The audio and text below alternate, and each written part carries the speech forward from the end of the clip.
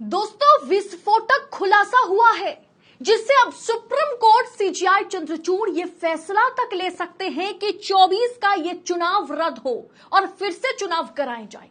ये खबर मैं आपको जो बताने जा रही हूं उसे सुनने के बाद आपके होश उड़ जाएंगे, क्योंकि चुनाव आयोग ने अभी कह दिया है कि चुनाव आयोग के पास किसी भी फेज का कोई डेटा मौजूद नहीं है। चुनाव आयोग के पास कुछ भी चुनाव से जुड़ी हुई खबरें नहीं है, डेटा नहीं है। फिर कैसे 4 चरणों की वोटिंग का डेटा, आधा अधूरा टर्नआउट डेटा चुनाव आयोग ने जारी किया। आरटीआई के जरिए जो खुलासा हुआ है और यह मामला अब सुप्रीम कोर्ट पहुंच गया है। सीजेआई चंद्रचूड़ ने कह दिया है कि जरूरत पड़े तो रात जाग के पूरी रात सुनवाई होगी। डीवाई चंद्रचूड़ खुद इस पर सुनवाई करने वाले हैं। यह भी संभव है कि चुनाव ही रद्द हो जाए और अब तक जो वोटिंग हुई है उसे अवैध करार दिया जाए। मामला बहुत गंभीर है, इसीलिए समय लेके, वक्त लेके वीडियो को आखिर तक देखिएगा, समझिएगा और हां, आगे जरूर फॉरवर्ड कीजिएगा। तभी आपको पता चलेगा कि क्यों सीजेआई चंद्रचूड़ को चुनाव आयुक्तों की नियुक्ति के उस पैनल से नरेंद्र मोदी ने हटाया था। क्यों चुनाव से महज कुछ दिन पहले जो चुनाव आयुक्त थे अरुण गोयल ने इस्तीफा दिया था। क्या कुछ घपलेबाजी करने की कोशिश की गई जिस पर कहीं ना कहीं विपक्ष या बड़े बड़े पत्रकार सवाल उठा रहे हैं। बताएंगे आगे आपको, उसका सारा खुलासा आज के इस एपिसोड में होगा, तो आखिर तक वीडियो को देखिएगा। नमस्कार, स्वागत है आप सभी का देश नीति पर।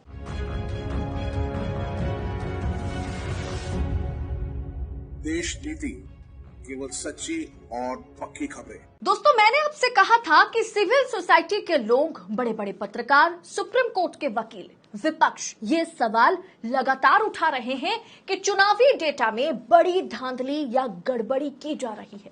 चुनावी डेटा में घपलेबाजी हुई या नहीं, या करने की कोशिश की गई या नहीं, ये आप तय करना, ये रिपोर्ट पूरा देखने के बाद। दोस्तों, पूनम अग्रवाल जो कि एक इन्वेस्टिगेटिव जर्नलिस्ट हैं, जिन्होंने 2019 में ये खुलासा किया था कि 340 से अधिक सीटों पर डाले गए वोट और गिने गए वोटों में बड़ा अंतर है। पहले ये क्विंट में पत्रकार थी। ऐसे में 2024 चुनाव में जब चुनाव आयोग लगातार हर एक फेज का वोटर टर्नआउट डेटा देने में देरी कर रहा है, तो पूनम अग्रवाल ने एक आरटीआई फाइल किया, जहां उन्होंने 4 चरणों में कितनी वोटिंग हुई उसकी पूरी डिटेल साझा करने के लिए चुनाव आयोग से कहा। लेकिन चुनाव आयोग ने जो जवाब चुनाव आयोग ने आरटीआई के जरिए दिया वो परेशान करने वाला है। चुनाव आयोग ने कहा कि उनके पास कोई जानकारी नहीं है, कोई डिटेल नहीं है। उल्टा चुनाव आयोग ने आरटीआई में कहा कि पूनम अग्रवाल को राज्य के मुख्य कार्यकारी अधिकारियों को अलग अलग आरटीआई दायर करनी चाहिए और फॉर्म 17 के जरिए चुनावी डेटा इकट्ठा करनी चाहिए, क्योंकि चुनाव आयोग के पास कोई भी डेटा नहीं है। किसी भी फेज में कितनी वोटिंग हुई, कुछ भी चुनाव आयोग के पास नहीं है। दोस्तों, चुनाव आयोग ने 4 चरणों के वोटों की संख्या परसेंटेज में फिर कैसे पब्लिश किया, ये बड़ा सवाल बन जाता है। क्या यह फेक है? देश में लोकसभा चुनाव चल रहा है, 4 चरणों का मतदान खत्म हो चुका है, 5वें चरण का चुनाव शुरू होने को है। इस बीच चुनाव आयोग कह रहा है कि उनके पास 4 चरणों के दौरान जो वोटिंग हुई उसकी कोई डिटेल नहीं है। दोस्तों, आप इस मामले को इस तरह से समझिए कि अगर जिस दिन वोटिंग हो रही है उस दिन की वोटिंग कितनी हुई, कितने लोगों ने वोट किए, इसका एक एक डिटेल दर्ज होनी चाहिए, दर्ज होना जरूरी है। तभी काउंटिंग के दिन अगर एक भी वोट इधर उधर होता है तो पता लग जाएगा। लेकिन अगर वोटिंग के दिन का डेटा ही गायब कर दिया जाए, एकदम पूरी तरह से उसे पब्लिक डोमेन से हटा दिया जाए, तो काउंटिंग के दिन क्या खेला होगा उसका कोई अंदाजा कोई नहीं लगा सकता। चुनाव आयोग वोटों की गिनती बढ़ा सकता है, घटा सकता है और किसी को पता तक नहीं चल पाएगा। इस पर पूनम अग्रवाल ने ट्वीट करते हुए लिखा कि आरटीआई के तहत मुझे दिए गए जवाब में कहा गया कि उनके पास डाले गए वोटों की पूर्ण संख्या का डेटा नहीं है और मुझे उसी प्रश्न के साथ राज्य के मुख्य कार्यकारी अधिकारियों को अलग अलग आरटीआई दायर करनी चाहिए। 2019 लोकसभा चुनाव में इलेक्शन कमीशन ने 4 चरणों के वोटों की संख्या प्रकाशित की। अब वे कह रहे हैं कि उनके पास जानकारी नहीं है। यानी दोस्तों यहां पर प्रैक्टिकली सोचने की जरूरत है।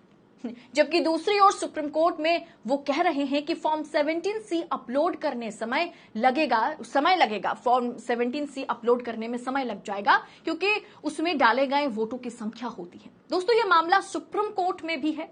सीजीआई ने साफ शब्दों में कह दिया कि इस पर जल्द सुनवाई शुरू करेंगे। वो जरूरत पड़े तो मामले की सुनवाई के लिए पूरी रात भी वो बैठ सकते हैं।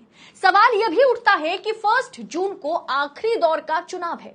अगर 1 जून के बाद चुनाव आयोग कहता है कि मुझे डेटा कलेक्ट करने में, फॉर्म 17 भरने में वक्त लगेगा 10 दिन का और, तो 4 जून को नतीजे कैसे आएंगे? इसीलिए मैंने आपसे शुरू में ही कहा कि हो सकता है कि ये सारा कुछ सुनने के बाद, समझने के बाद सीजीआई डीवाई चंद्रचूड़ की बेंच 4 चरणों की वोटिंग को डिसमिस कर दे। आखिर दोस्तों चल क्या रहा है? आपको क्या लगता है, अगर चुनाव आयोग के पास कोई डेटा है ही नहीं तो 4 चरणों की वोटिंग पर जो परसेंटेज में टर्नआउट डेटा पब्लिश किया गया है, क्या वो फेक है? सवाल की बौछार लगी हुई है दोस्तों, सवालों की बौछार लग जाएगी जिसका जवाब चुनाव आयोग को सुप्रीम कोर्ट में देना है। और यही सबसे बड़ी बात है, यहीं पर कहीं ना कहीं मोदी सरकार भी फंस गई कि क्यों चुनाव आयुक्तों की नियुक्ति के दौरान सीजीआई को उस पैनल से सरकार ने हटाया, बाकायदा कानून ला करके। उसका खुलासा दोस्तों आज लगभग हो चुका है। और चुनाव शुरू होने से बिल्कुल पहले चुनाव आयुक्त अरुण गोयल ने जिस तरह से इस्तीफा दिया वो भी संदेह के घेरे में रहा। और अब ये कहीं ना कहीं कड़ी जो है वो एक दूसरे के साथ जोड़ करके देखा जाए तो 2+2 = 4 होने में कहीं पर भी कोई दौराय नहीं है कि इसी तरह से शायद खेल को अंजाम दिया गया। इस पूरे विषय को आप किस तरह से देखते हैं? देशनीति किसी प्रकार में भी किसी पर आरोप नहीं लगा रहा। जो भी हमारे पास तथ्य हैं, फैक्ट्स हैं, फिगर्स हैं, वो हम आप तक पहुंचाने की कोशिश कर रहे हैं। आप जनता जनार्दन हैं, आपको तय करनी है। सुप्रीम कोर्ट के आगे, सीजीआई के आगे चुनाव आयोग की जवाबदेही है, चुनाव आयोग को जवाब देना होगा। और यहां पर सरकार कहीं ना कहीं जो है वो पूरी तरह से लपेटे में आ जाएगी। फिलहाल इस पूरे विषय पर आपकी टीका टिप्पणी जो भी होगी आप कमेंट बॉक्स में लिखिएगा। साथ ही साथ मैं चाहूंगी कि इस वीडियो को एक देश के सच्चे नागरिक होने के नाते आप आगे फॉरवर्ड करें, शेयर करें, ताकि सच और झूठ के बीच में जो फर्क है ना वो जनता को दिखे। फिलहाल आपसे फिर होगी मुलाकात। इस वीडियो में इतना ही। बहुत बहुत शुक्रिया। जय हिंद, जय भारत।